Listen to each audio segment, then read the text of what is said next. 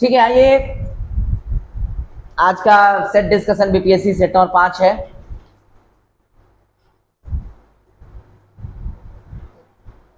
पहला सवाल, सूची 1 और सूची 2 को मिलाना है। सूची 1 में लेखकों के नाम है और सूची 2 में उनके लिखे गए पुस्तकों के नाम है। मिलाना है। सही क्रम क्या होगा? लेखकों के तरफ है महात्मा गांधी, रविंद्रनाथ टैगोर, खुशवंत सिंह और सुरेंद्रनाथ बनर्जी, और पुस्तकों के तरफ है a train to Pakistan, a nation in making, Gitanjali और हिंद स्वराज। ठीक, आइए सही क्रम देखते हैं क्या हो जाएगा। महात्मा गांधी के द्वारा लिखी गई जो पुस्तक है वो है हिंद स्वराज। ठीक, रविंद्रनाथ टैगोर ने लिखा है गीतांजलि, जिसके लिए उन्हें 1913 में भारत का पहला नोबेल पुरस्कार प्राप्त हुआ है। हिंद स्वराज, सॉरी गीतांजलि। ठीक है, इसी गीतांजलि से रविंद्रनाथ टैगोर को ख्याति मिली।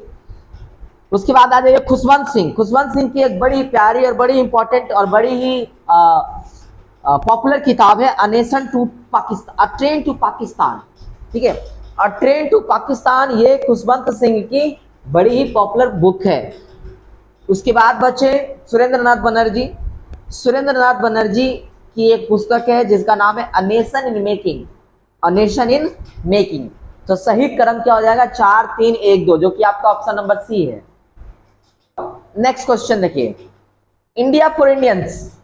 इंडिया फॉर इंडियंस किताब किसने लिखी है? तो इंडिया फॉर इंडियंस किताब लिखी है सीआर दास ने, चित्तरंजन दास ने, सीआर दास ने। सीआर दास जो कि बिहार में होने वाले पहले सम्मेलन के अध्यक्ष थे। सीआर दास 1922 में जो गया का सम्मेलन हो रहा है उसमें वो अध्यक्ष हैं कांग्रेस के। ठीक है, पहला सीआर दास जो है और मोतीलाल नेहरू, इन दोनों ने मिलकर के स्वराज पार्टी का गठन किया है after the called off non cooperation movement. ठीक है, असहयोग आंदोलन जिसको कहा गया, असहयोग आंदोलन जिसको गांधी ने बुलाया था 1920 में, 1920 में 1920 में जो आंदोलन हुआ था, उस आंदोलन को चौरी चौरा के बाद गांधी जी ने कॉल्ड ऑफ कर दिया। चौरी चौरा कब हो रहा है? 22। पहले जो इसका खबर आता था, पहले जो पुस्तक में पढ़ा जाता था, बुक्स में इसका डेट मेंशन रहता था 5 फरवरी। अब इसका डेट रिवाइज कर दिया गया, अब इसका डेट कर दिया गया 4 फरवरी।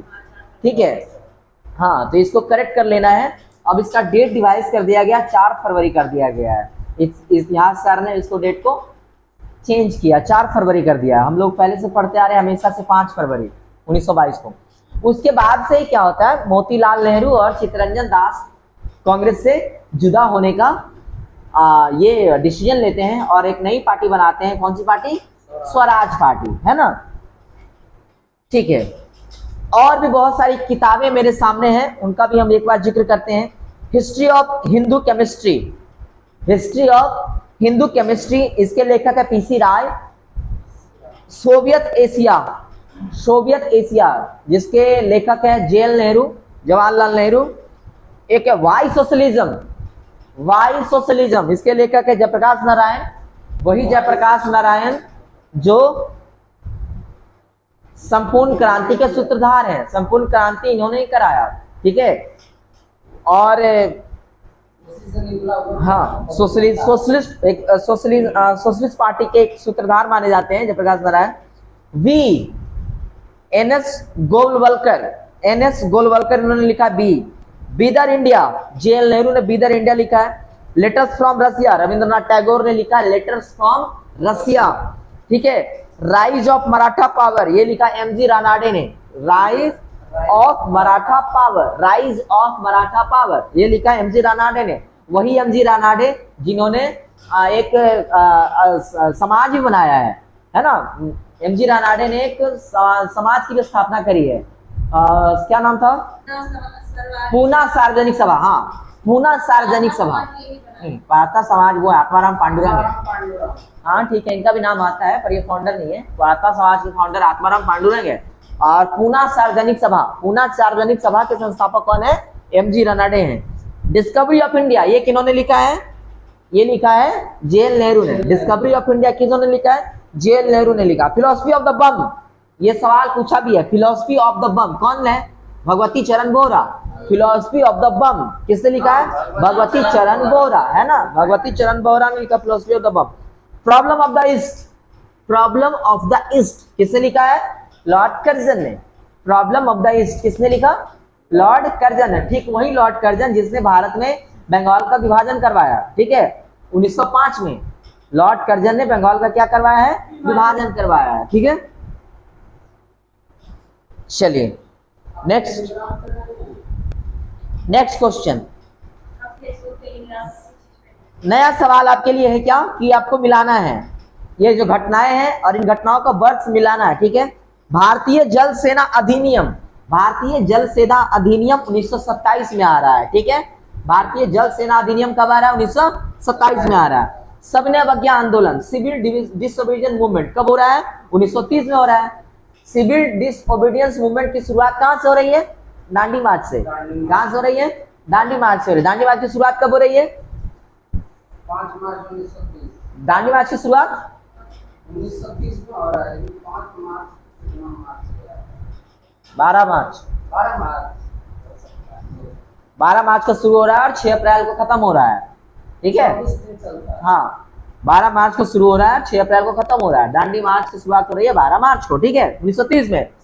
और द्वितीय गोलमेज सम्मेलन पहला हो रहा है 30 में, दूसरा हो रहा है 31 में और तीसरा हो रहा है 32 में। वही दूसरा सम्मेलन है जिसमें गांधी जी जा रहे हैं कहाँ? गांधी जी जा रहे हैं कहाँ? लंदन जा रहे भाग लेने के लिए, है ना। कौन सा जहाज चढ़ करके? है ना, जहाज का नाम भी कभी कोई पूछता है, विक्टर की हेक्टर ऐसे कोई जहाज है, ठीक है, वो जहाज चढ़ के जा रहे हैं। और एक और है सांप्रदायिक निर्णय जिसको कम्युनल अवार्ड कहते हैं। कम्युनल अवार्ड के सूत्रधार कौन है? Ramsay MacDonald. कौन है? रैमजे मैकडोनाल्ड है। और ये हो रहा है 1932 में, तो यही गलत है, ये कह रहा है 1933 में, तो नहीं 1933 में नहीं बल्कि 1932 में हो रहा है, ठीक है।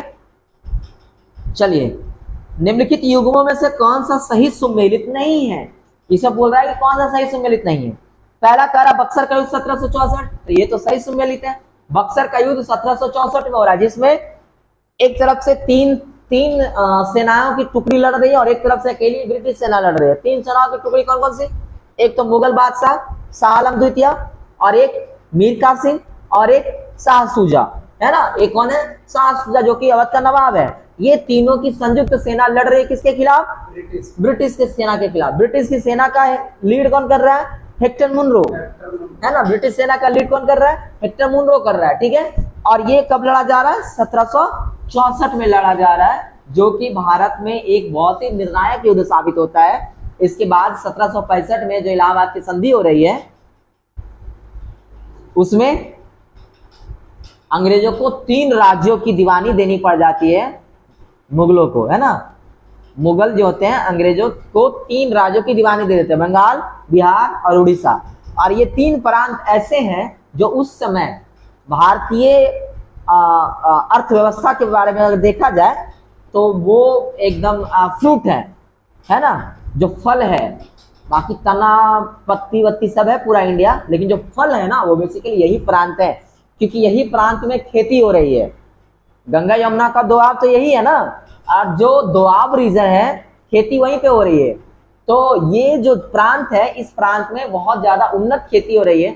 और उस समय जो भारत की अर्थव्यवस्था थी वो अर्थव्यवस्था कृषि आधारित अर्थव्यवस्था थी, है ना। तो ये 3 प्रांत का जो उनको दीवानी राइट्स मिल जाता है, यानी कि रेवेन्यू कलेक्शन का राइट्स मिल जाता है, जो उनके लिए एक बहुत ही निर्णायक साबित होता है। नेक्स्ट आते हैं सहायक संधि। सहायक संधि कह रहा है 1863 में, सहायक संधि 1863 में हुआ था। तो ये कह रहा है कि नहीं, सहायक संधि 1863 में नहीं हुआ था। सहायक संधि जो है ना, सहायक संधि जो है ये 1863 में नहीं हुआ था। सहायक संधि का जो बेसिकली कंसेप्ट है ना वो सबसे पहले डुप्ले के द्वारा लाया गया था। सहायक संधि का जो कंसेप्ट है इंडिया में वो फ्रांसीसी डुप्ले के द्वारा लाया गया था। वो ब्रिटिश की अपनी दिमाग की उपज नहीं थी, वो डुप्ले का एक ब्रेन चाइल्ड था, ठीक है ना। और डुप्ले ने सबसे पहली बार हैदराबाद के निजाम के साथ, डुप्ले ने सबसे पहली बार हैदराबाद के निजाम के साथ सहायक संधि स्थापित किया था। ठीक है, इसीलिए सवाल पूछता है कभी कभी कि सहायक संधि हस्ताक्षर करने वाला पहला राजा, तो हैदराबाद का निजाम। ठीक है, हैदराबाद का निजाम हो जाएगा जो सहायक संधि सर्वप्रथम स्थापित किया था। ठीक है,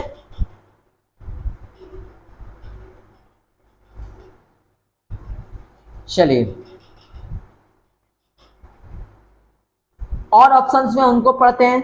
दूसरा ऑप्शन था भारत में ईस्ट इंडिया कंपनी का एकाधिकार की समाप्ति ये 1833 के चार्टर एक्ट के साथ हो जाता है। ठीक है, 1813 में ऐसे तो सारे अधिकार खत्म हो जाते हैं, केवल चाय और चीन, भारत से चाय और चीन के साथ व्यापार उनका बना रहता है। जब 1833 का चार्टर एक्ट आता है तो उसमें ये दोनों भी अधिकार छीन लिए जाते हैं कंपनी से, और उनको फिर वो जो बार बार आता था 20 साल वाला, 1833 में आने के बाद वो फिर 20 साल वाला कंसेप्ट रहता है ना, लेकिन वो 1853 के बाद वो फिर खत्म हो जाता है वहां पे भी। नेक्स्ट क्वेश्चन आ जाइए, कौन सा कथन सही नहीं है? ये कह रहा कौन सा कथन सही नहीं है? कह रहा एनी बेसेंट थियोसॉफिस्ट थी, बिल्कुल थी। एनी बेसेंट थियोसॉफिकल सोसाइटी की संस्थापिका रही है भारत में। भारत में थियोसॉफिकल सोसाइटी यानी जो होम रूल बन के आता है, होम रूल मूवमेंट, ये दो होम रूल मूवमेंट बन रहे हैं, है ना। वेस्ट में अलग हो रहा है और साउथ में अलग हो रहा है। साउथ में बना रही है एनी बेसेंट और वेस्ट में बना रहे हैं बाल गंगाधर तिलक। थियोसॉफिकल सोसाइटी का अंतरराष्ट्रीय मुख्यालय मद्रास में है, वही मद्रास में है। ये जो बना रही है अपना स्थापना कर रही है होम रूल का, मद्रास से कर रही है। स्वामी दयानंद सरस्वती ने आर्य समाज की स्थापना करी, बिल्कुल। स्वामी दयानंद सरस्वती ने, जिन्होंने नारा दिया वेदों की ओर लौटो, जिन्होंने कहा कि शुद्धि करवाओ, जिन्होंने शुद्धि आंदोलन चलवाया, जो कि एक ब्राह्मण फैमिली से बिलोंग करते थे, लेकिन वो पूजा पाठ का विरोध करते थे। ठीक है ना, मूर्ति पूजा का विरोध करते थे, है ना। और वही आर्य समाज का स्थापना करवाते हैं 1875 में। यानी दयानंद सरस्वती का जो आर्य समाज है ना, वो कांग्रेस से 10 साल बड़ा है। कितना साल बड़ा है? 10 साल बड़ा है कांग्रेस से। ठीक है, स्वामी दयानंद सरस्वती ने आर्य समाज की स्थापना करी। और चौथा ऑप्शन था इसमें, महात्मा गांधी का जन्म गांधीनगर में हुआ। ये गलत बात है। महात्मा गांधी का जन्म हर बच्चा जानता है कि पोरबंदर में हुआ है ना। महात्मा गांधी का जन्म कब हुआ है? पोरबंदर में हुआ, 1869 में। गुजरात के पोरबंदर में 2 अक्टूबर के दिन 1869 में, जो आने वाला है, जिसको पूरी दुनिया किस दिवस के रूप में मनाती है? विश्व अहिंसा दिवस के रूप में मनाती है 2 अक्टूबर को। विश्व अहिंसा दिवस के रूप में मनाती है 2 अक्टूबर को। ठीक है, और उसी 2 अक्टूबर के दिन महात्मा गांधी के जन्मदिन के दिन लाल बहादुर शास्त्री जी का भी जन्मदिन है। और उसी 2 अक्टूबर के दिन हमारे देश के युवा प्रधानमंत्री मोदी जी ने स्वच्छता कार्यक्रम लॉन्च किया है 2 अक्टूबर के दिन। युवा प्रधानमंत्री हमारे देश के एकदम युवा प्रधानमंत्री। अभी उसमें इतना जोश है, वो सोते नहीं है, वो दिन में 2 घंटा सोते हैं। इतना जोश है रात में 2 घंटा सोते भैया, एक दिन में 24 घंटा में सोते रहे 2 घंटा, चाहे वो नहीं सोते होंगे, क्या पता। इतना जोश है उनमें, इतना काम करते हैं, इतना काम करते हैं, दिन भर घूमते रहते हैं फ्लाइट में, कहाँ से सोते हैं? 27 घंटा। देखिए जो लोग बोलते हैं महात्मा मोदी जी क्यों नहीं सोते हैं, मैं रीजन बताता हूँ। मोदी जी बेसिकली है क्या ना कि बेसिकली वो अलग अलग टाइम फ्रेम में घूमते रहते हैं। बात समझ रहे हैं? देखिए इंडिया में है तो अगर मान बज रहा है 12 और वही वो फ्लाइट में बैठ करके चले गए अमेरिका, तो वहां भी बज रहा है 12, तो वो तो यहाँ सुत लिए फ्लाइट में। वहां कहेंगे देखिए हम 12 बजे उठ गए हैं, तो हम तो सुतवे नहीं किए हैं, देखिए इतने बज रहा अभी भी, है ना। तो यही है विचारधारा, मोदी जी के पीछे राज, नहीं सोने का राज यही है कि रहते हैं फ्लाइट में, एक देश से दूसरे देश, टाइम जोन अलग। यहाँ जिसमें 12 बज रहा रात का और वहां पे 12 बज रहा दिन का, उसी समय मोदी जी पहुंच जाते हैं वहां पे और कहते लो हम पहुंच गए, 12 बजे पहुंच गए। मोदी जी टाइम जोन अलग हो रहा है, आप तो सुत रहे हैं, लेकिन टाइम जोन अलग होने की वजह से आपको लग रहा है कि हम नहीं सुत रहे हैं। अब देखिए, पाउस कीजिए, फिर चल गए। अब हाल ही फिलहाल में हम एगो देख रहे थे, मोदी जी का भाषण देख रहे थे, तो मोदी जी भाषण में कह रहे हैं क्या कि सरदार पटेल जी चाहते थे जम्मू कश्मीर आ जाए भारत के अंदर, और ये जो उस समय सत्ता में बैठे हुए लोग थे उन लोगों ने उनका साथ नहीं दिया और जम्मू कश्मीर भारत के हिस्से नहीं आया। तो हम कहना चाहते हैं मोदी जी पढ़े तो नहीं होंगे, इतिहास की किताब जाके पढ़िए। होम मिनिस्ट्री किनके हाथ में थी? सरदार पटेल जी के हाथ में थी। जैसे अभी किनके हाथ में है? अमित शाह जी के हाथ में है। तो वो जो करते हैं वो क्या नहीं करते हैं? आप कैसे ऐसा हम बात कर देते हैं। आप होम मिनिस्टर के पास बड़ा ताकत होता है मोदी जी, आप क्या लगता है प्रधानमंत्री आप है तो अमित शाह जी के पास ताकत नहीं है? आपसे ज्यादा ताकत रखते हैं वो, समझे? तो सरदार पटेल के पास ज्यादा ताकत था। अगर घरेलू के बारे में बात करें तो वो चाहते, इतिहास पढ़िए जा करके। सरदार पटेल सीधा सीधा कहे कि नहीं वो मुस्लिम बहुल इलाका उसको हम नहीं चाहते हैं। सरदार पटेल सीधा सीधा कहे कि हम मुस्लिम बहुल इलाका नहीं चाहते हैं। और हरि सिंह वही चाह रहा था कि हम ना जाए, लेकिन हरि सिंह फंस गया तब ना जेल नेहरू के पास में। ठीक है, अरे वो हम थोड़ी बोल रहे हैं, हम एक कोट कर रहे हैं। एक टीचर है जो यूपीएससी की हिस्ट्री पढ़ाती है, महिला है, वो कही है कि जम्मू कश्मीर अभी जो भी है, जितना भी है भारत का हिस्सा है, वो केवल और केवल नेहरू की वजह से है। अगर नेहरू नहीं होते ना तो जम्मू कश्मीर इंडिया का हिस्सा होता ही नहीं। क्यों नहीं होता? क्योंकि वहां जो एक नेता था वहां पे अब्दुल्ला, शेख अब्दुल्ला, जो अभी जो है ना उमर अब्दुल्ला, उनके दादाजी। कौन अभी सीएम? उमर अब्दुल्ला ना सीएम अभी। हाँ, तो सीएम को उसका दादाजी, उसके दादा से उनका अच्छा दोस्ती था। ठीक है, और वो वहां पे काफी पॉपुलर था। वो जो था वहां पे काफी पॉपुलर था। तो उससे क्या होता था ना कि भारतीय सेना को इनपुट्स मिलते थे, उससे भारतीय सेना को इनपुट्स मिलते थे, जिसकी वजह से ये भारत रेसिस्ट कर पाया। वरना तो वहां पे कांड हो ही गया था, खेल हो ही गया था। चलिए आगे आइए। छठा सवाल, निम्नलिखित में से किसने गांधी जी के आंदोलन को राजनीतिक फिरौती कहा है? निम्नलिखित में से किसने गांधी जी के आंदोलन को राजनीतिक फिरौती कहा है? तो राजनीतिक फिरौती कहा है लॉर्ड लिनलिथगो ने। लॉर्ड लिनलिथगो ने। लॉर्ड लिनलिथगो कब था वाइसराय? तो 1942 के आसपास में। 1942 के आसपास में लॉर्ड लिनलिथगो था, भारत का वाइसराय हुआ करता था। लॉर्ड लिनलिथगो का जो कार्यकाल था 1936 से 1943 तक था। ठीक है, 1936 से 1943 तक था। बहुत ही इंपॉर्टेंट टाइम पीरियड में लॉर्ड लिनलिथगो था। बहुत सारी घटनाएं घटी हैं। लॉर्ड लिनलिथगो के वाइसराय रहते हुए बहुत सारी घटनाएं घटी हैं। कौन कौन सी घटनाएं? आइए एक बार नजर डालते हैं कौन कौन सी ये घटनाएं हैं। तो पहले तो सबसे इंपॉर्टेंट द्वितीय विश्व युद्ध हो गया, है ना, द्वितीय विश्व युद्ध हो गया। उसके बाद आ जाइए 1937 में। 1937 में आप देखिए कि प्रांतीय चुनाव हो रहा है। प्रांतीय चुनाव हो रहा है, भारत में पहली बार प्रांतीय चुनाव हो रहा है, जिसमें 11 में से 7 प्रांत में कांग्रेस की विजय होती है। ठीक है, उस समय जो प्रांतीय चुनाव हो रहा है, और उस चुनाव के बाद ही क्या हो रहा है, रिजिग्नेशन भी आ रहा है जगह जगह पर रेजिग्नेशन भी आ रहा है। जैसे कि बिहार में श्री कृष्ण बाबू की सरकार रिजाइन करती है। क्यों करती है? क्योंकि वो जो राजनीतिक कैदी थे उनको नहीं छोड़ा जाता है, तो उनके विरोध में आकर के रिजाइन डाल रही है यहाँ की सरकार। तो वैसे बहुत जगह की सरकारें रिजाइन करती है ना, यानी कांग्रेस का रिजाइन भी हो रहा है वहां पे।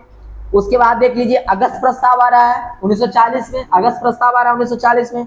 उसका क्रिप्स मिशन आ रहा है, देखिए 1942 में, है ना, क्रिप्स मिशन 1942 में आ रहा है। उसके बाद भारत छोड़ो आंदोलन 1942 में हो रहा है। उसके बाद देख लीजिए आजाद हिंद फौज की स्थापना 1942 में हो रहा है।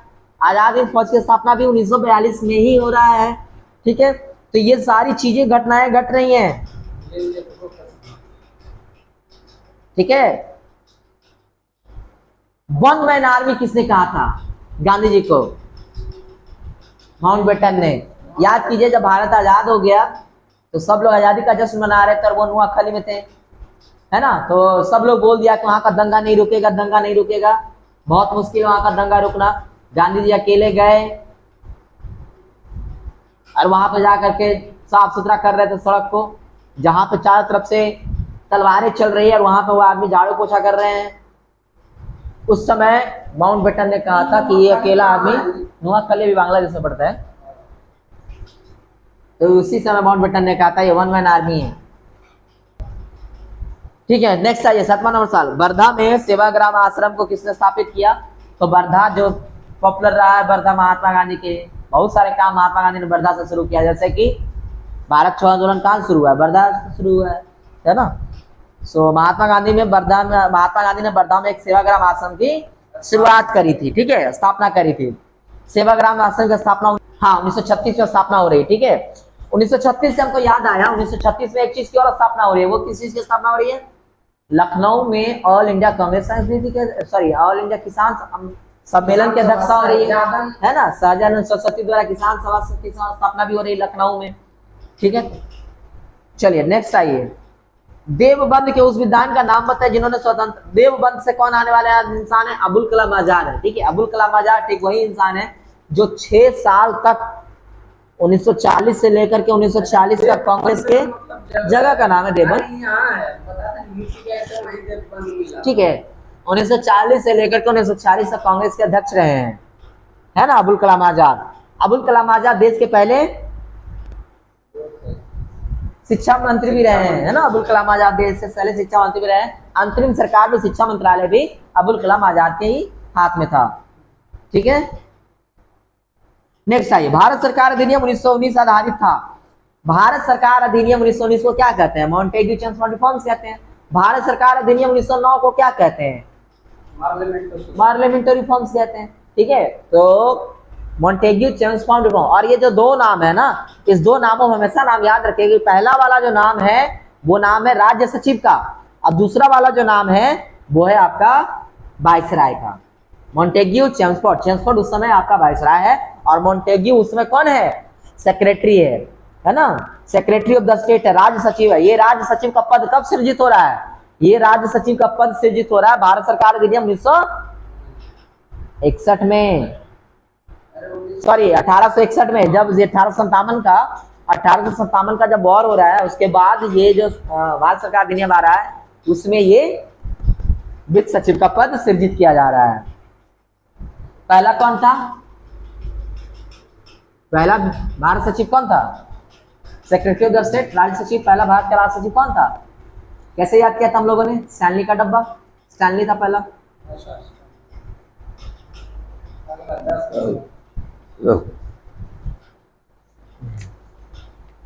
चलिए 10 नंबर आइए। कैबिनेट मिशन का सदस्य नहीं था। कैबिनेट मिशन के सदस्य कौन कौन से थे? पैट्रिक लॉरेंस थे, एबी अलेक्जेंडर थे, सर कॉनक्लिफ्स थे, है ना। तो ये तीनों हैं इसमें। लॉर्ड एवरी ये सदस्य उसके नहीं है।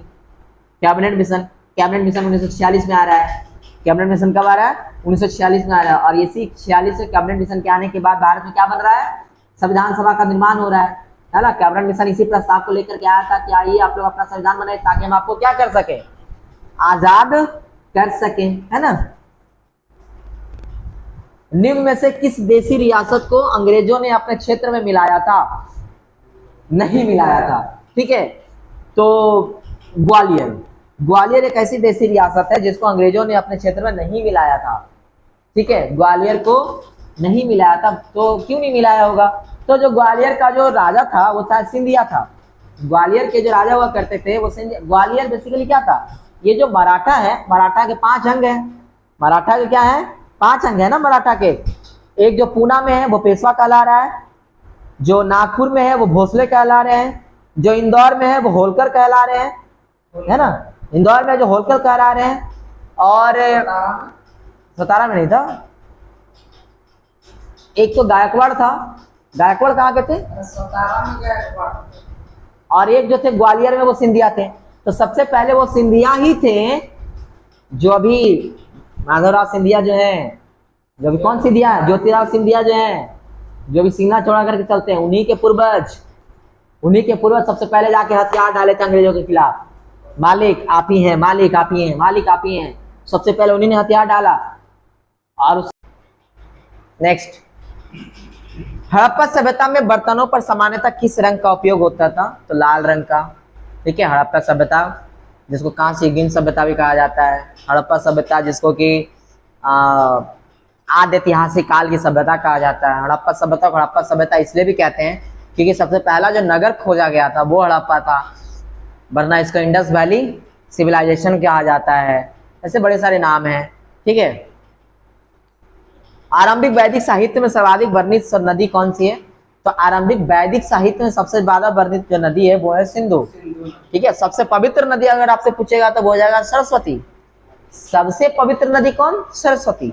सबसे ज्यादा वर्णित नदी कौन? सिंधु, ठीक है। गंगा का नाम सबसे कम लिया है। हाँ, गंगा का नाम एक बार है या 2 बार है।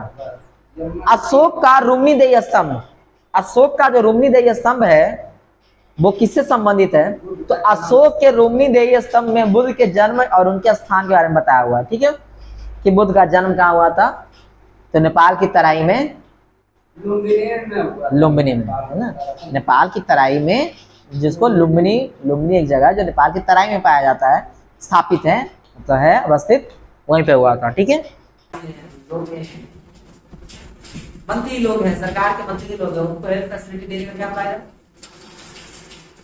मंत्री जी को हेल्थ फैसिलिटी देने का क्या फायदा? मंत्री जी के पास क्या कम पैसा है? आप मंत्री जी को जो हेल्थ फैसिलिटी दे रहे हैं, मंत्री जी सिंगापुर जाके इलाज करा रहे हैं, गांव का जो किसान है वो पटना करके इलाज नहीं करवा पा रहा है।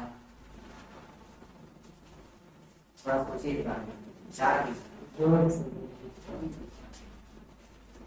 नेक्स्ट,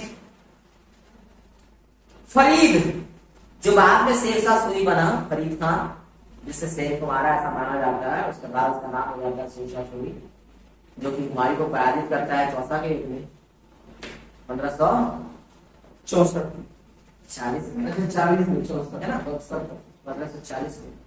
और दिल्ली पे उसका राज होता है, दिल्ली की राजधानी को पटना से राजधानी किया जाता है काम। उसका मकबरा सासाराम में स्थापित है, जिसने बड़े सारे काम किए, ग्रैंड ट्रंक रोड बनवाया, लगान का एक तरीका निकाला, मनसबदारी प्रथा जिसको कहते हैं हम लोग, वो बनाया। उसकी शिक्षा कहां से हुई? उसकी शिक्षा होगी जौनपुर से। उसकी शिक्षा कहां से हुई है? जौनपुर से वो शिक्षा प्राप्त कर रहा है। निम्नलिखित में से कौन है जिसे अकबर ने स्वयं मारा? अकबर ने बहुतों को मरवाया है, लेकिन अकबर ने मारा बहुत कम को है। तो ऐसा कौन है जिसको अकबर ने स्वयं मारा अपने हाथों से? तो उसका नाम था आदम खान। आदम खान, आदम खान ने, आदम खान को अकबर ने अपने ही हाथों से मारा, ठीक है, आदम खान ने। नेक्स्ट, निम्नलिखित में से किसने अपने बादशाह पति के लिए मकबरे का निर्माण करवाया था? तो ये थे हाजी बेगम। अब ये हाजी बेगम कौन है, ये आप जानते हैं। हाजी बेगम ने अपने बादशाह पति के लिए मकबरे का निर्माण करवाया। हुमायूं का मकबरा जो दिल्ली में है, अच्छा, उन्हीं की पत्नी, वो मैं तो इनका नाम मिला था, हाजी बेगम, हुमायूं की पत्नी हाजी बेगम, पर इसका नाम। नेक्स्ट, राधा कन्हैया का किस्सा, बड़ा ही विचित्र बात है। कल हम लोग जब एक सेट बना रहे थे, तो ये राधा कन्हैया का किस्सा मुझे लगा किसी मुस्लिम में तो वाकई नहीं लिखा होगा, पर जब इसका आंसर हम लोगों ने मिलाया तो पता चला ये जो राधा कन्हैया का किस्सा है ना, ये एक मुस्लिम ने ही लिखा है, जिनका नाम है नवाब वाजिद अली शाह। नवाब वाजिद अली शाह, जो कि अवध के नवाब थे, उन्होंने ही लिखा था राधा कन्हैया का किस्सा। कितनी विचित्र बात है। हम लोग आज हिंदू मुस्लिम करते हैं, और राधा कन्हैया का किस्सा बताइए नवाब वाजिद अली शाह लिख रहे हैं। नेक्स्ट, निम्नलिखित में से कौन सा एक प्रावधान भारतीय संविधान के अंतर्गत संसद के सदस्यों को विशेषाधिकार तथा उन्नतियों को निर्धारित करता है? तो भारतीय संविधान का अनुच्छेद 105। भारतीय संविधान का अनुच्छेद 105 इस बात के लिए एक रास्ता देता है, बात का एक जरिया देता है कि जो संसद के सदस्य होंगे उनके पास विशेषाधिकार होगा, ठीक है, उनके पास अपना एक विशेषाधिकार होगा, ठीक है। किस तरह के विशेषाधिकार होगा? तो संविधान के बंधनों और संसद की प्रतिनिधिया का विनियमन करने वाले नियमों और स्थायी आदेशों के अधीन रहते हुए संसद में वाक का अधिकार होगा, यानी बोलने का अधिकार होगा। संसद में उनके किसी या किसी समिति में सदस्य के किसी सदस्य द्वारा कही गई किसी बात या दिए गए किसी मत के संदर्भ में उनके विरुद्ध किसी न्यायालय में कोई कार्रवाई नहीं की जाएगी, इसका अधिकार होगा। अरे बड़े सारे अधिकार हैं 105 में, वो आप देख लीजिएगा। संविधान का अनुच्छेद 80, संविधान का अनुच्छेद 80 जो राष्ट्रपति को यह ताकत देता है कि वो राज्यसभा में 12 सदस्य को शामिल कर सकते हैं जो कि विशेष ज्ञान, व्यवहारिक ज्ञान, खेल, समाज सेवा, है ना, विज्ञान, कला से क्षेत्र से आते हैं। ऐसे क्षेत्र से आने वाले 12 सदस्यों को राज्यसभा में नॉमिनेट किया जा सकता है राष्ट्रपति द्वारा। ये अनुच्छेद 80 कहता है, आर्टिकल 80 कहता है। ठीक है, नेक्स्ट आते हैं संविधान सभा के सम्मुख संविधान की प्रस्तावना। सबको पता है संविधान सभा में प्रस्तावना का प्रस्ताव किसने रखा, तो प्रस्तावना का प्रस्ताव रखा जिसको ऑब्जेक्टिव रिजोल्यूशन कहते हैं, उद्देश्य प्रस्ताव कहते हैं। उद्देश्य प्रस्ताव ही तो प्रस्तावना बनती है बाद में चल करके। तो वो उद्देश्य प्रस्ताव किसके द्वारा लाया जाता है, याद कीजिए 13 दिसंबर 1946। 13 दिसंबर 1946 के दिन जवाहरलाल नेहरू ला रहे हैं उद्देश्य प्रस्ताव। पास कब हो रहा है, 22 जनवरी 1947 को। 22 जनवरी 1947 को यह प्रस्ताव पास कर लिया जा रहा है संविधान सभा के द्वारा। राज्य व्यवस्था के संदर्भ में निम्नलिखित में से किस एक को आप स्वतंत्रता की सर्वोच्च, ये तो अलग अलग व्याख्या आपकी आपकी अपनी हो सकती है, इसमें व्याख्या दिया गया, ये कहा गया कि स्वयं को पूर्णतः विकसित करने का जो अवसर है यही सही मतलब है, स्वतंत्रता का मतलब हो गया। तो इसकी अपनी अपनी व्यवस्था। हाँ, भारतीय संविधान का अनुच्छेद 98 संसद के सचिवालय का उल्लेख है। संसद का सचिवालय होगा, ये आर्टिकल 98 कहता है, आर्टिकल 98। और वो ये कहता है कि भारत का जो सचिवालय होगा, संसद का सचिवालय होगा, वो सरकार से स्वतंत्र रहकर कार्य करेगा। अच्छा, संसदीय कार्य मंत्री का दिन, ठीक है, ये क्या करेगा, आर्टिकल 98 के तहत सरकार से स्वतंत्र रह करके कार्य करेगा। ठीक है,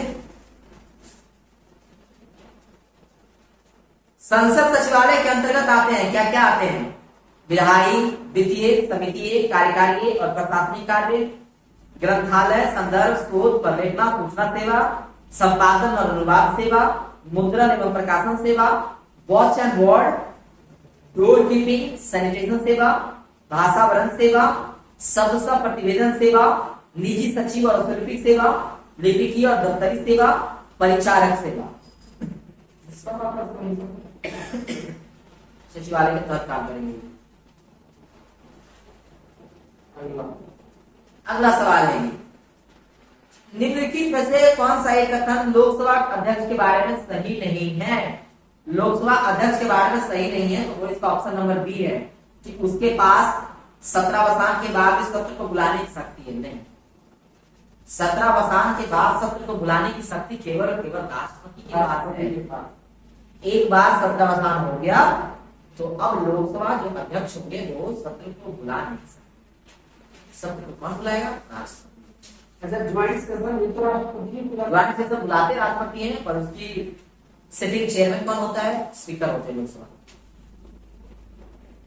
निम्नलिखित में से किसके बारे में अस्थायी संसदीय समिति गठित नहीं की जा सकती है, तो इसका ऑप्शन नंबर होगा अल्पसंख्यकों के कल्याण के बारे में। अल्पसंख्यकों के कल्याण के बारे में अस्थायी संसदीय समिति गठित नहीं की जा सकती है हमारी सरकार में, ऐसा हाँ।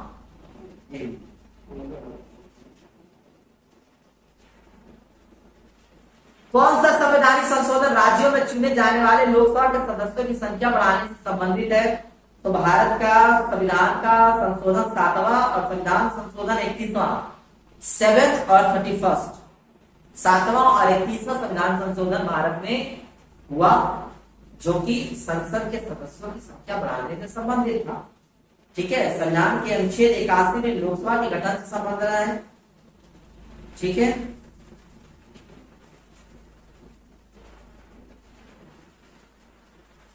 भारतीय संविधान का अनुच्छेद 170 के अनुसार किसी राज्य के विधानसभा के सदस्यों की न्यूनतम संख्या और अधिकतम संख्या क्रमशः क्या होगी, तो एक बात तो स्पष्ट हो गया कि 170 के अनुसार क्या होगा, तो आर्टिकल 170 में ये कहा गया कि विधानसभा में कितनी सीटें मिनिमम हो सकती है और कितनी सीटें मैक्सिमम हो सकती है। तो उसका जो लिमिट भारत में है वो है 60 से लेकर के 500, यानी कि आपके पास न्यूनतम 60 सीट हो सकता है और मैक्सिमम 500 सीट हो सकता है। ठीक है, मिनिमम 60 सीट हो सकता है और मैक्सिमम 500 सीट हो सकता है। भारत में कुछ राज्य है जो अखबार में, जैसे सिक्किम राज्य अखबार में, जहाँ पे विधानसभा की संख्या कितनी है, मात्र 32 है ना, मात्र 32 है, 32 है। तो 32 होने के नाते वहां पे विधानसभा नहीं हो सकता है, लेकिन वो अखबार में है और वहां पे विधानसभा है, सिक्किम में विधानसभा है। ठीक है,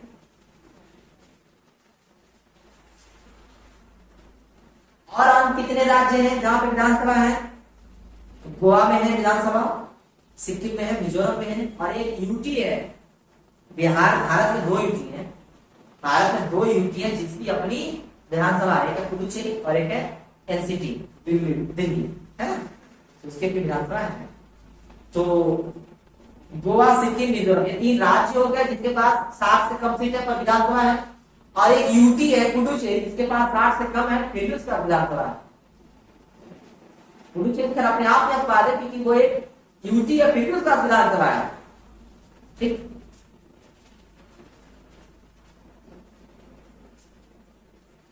नेक्स्ट आते हैं, समिति है, और इन समितियों के बारे में नहीं, भारत का सर्वोच्च न्यायालय कभी एक न्यायालय है, बिल्कुल है, कभी एक न्यायालय। अभिलेख न्यायालय क्यों है? क्योंकि इसके सारे निर्णयों को एक साक्षात के रूप में रखा जाता है, एक साक्ष्य के रूप में रखा जाता है, एक रेफरेंस पॉइंट के रूप में रखा जाता है। जब सुप्रीम कोर्ट कोई वर्डिक्ट दे देती है ना, तो वो वर्डिक्ट दूसरे कोर्ट के लिए एक रेफरेंस पॉइंट बन जाता है। तो उसी तरीके का केस कहीं और जब लड़ा जा रहा होता है तो वहां के वकील उस केस का रेफरेंस लेते हैं, या फिर वहां के जज उस केस का रेफरेंस लेकर के अपना जजमेंट सुनाते हैं। इसको कहा जाता है अभिलेखीय न्यायालय। तो सुप्रीम कोर्ट क्या, भारत का एक अभिलेखीय न्यायालय, कोर्ट ऑफ रिपोर्ट जिसको कहते हैं इंग्लिश में। 49 नेक्स्ट क्वेश्चन है आपका कि एक कोई कमेटियां दी गई है और कुछ कमेटियों में आपका बताया गया है कि ये कौन सी समितियां होती हैं। ठीक है, तो आपकी जो लोक लेखा समिति होती है, लोक लेखा समिति क्या करता है भैया, जिसको बोलते हैं पब्लिक अकाउंट्स कमिटी। ये अकाउंट्स का काम करता है, सरकार ने क्या खर्चा किया, कितना खर्चा किया, कहाँ किया, लोक लेखा समिति का काम होता है। लोक लेखा समिति के अध्यक्ष सीएजी रिपोर्ट किसको सौंपती है? लोकसभा स्पीकर को।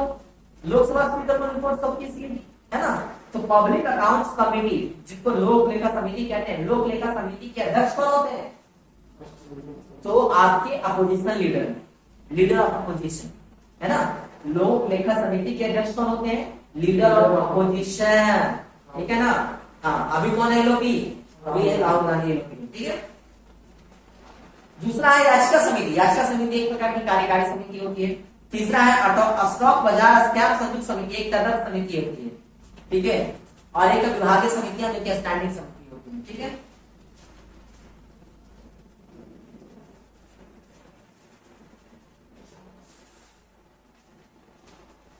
आज का अंतिम सवाल। नेक्स्ट, राज्यसभा सीटों से मिलाना है आपको, ठीक है। क्या आंध्र प्रदेश में 18 सीट है? जी बिल्कुल, आंध्र प्रदेश से 18 सीटों का आवंटन है। क्या उड़ीसा से 10 है?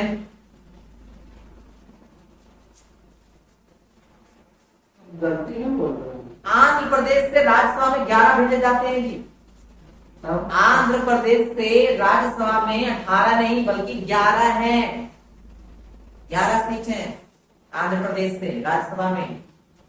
उड़ीसा से 10 है, तमिलनाडु से 18 है, महाराष्ट्र से 19 है, बिहार से 16 है, सबसे ज्यादा 31 है। कहां से? यूपी से। यूपी से सबसे ज्यादा 31 है।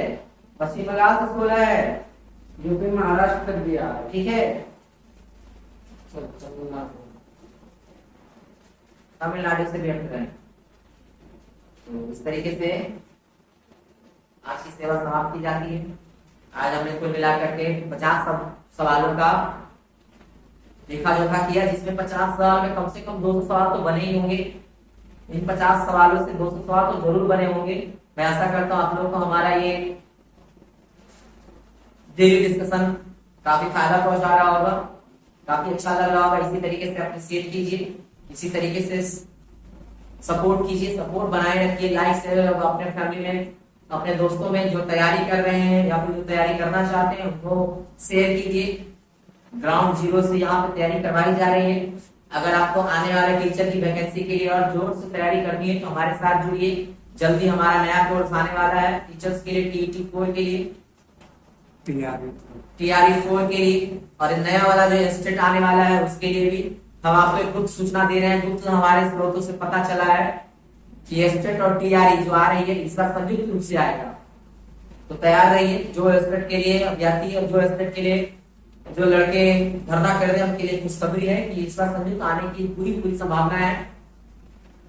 एक ही बार में स्टेट की जो, एक ही बार में आपकी टीचर की नौकरी भी पक्की होगी। तो संयुक्त रूप से दोनों के लिए मेहनत कीजिए। हमारी शुभकामनाएं आपके साथ हैं, हम भी आपके साथ हैं, हमारे कोर्स आपके साथ हैं। लगे रहिए, तगड़े से लगे रहिए और अपने सपने, अपने माँ बाप के सपने को पूरा कीजिए। धन्यवाद।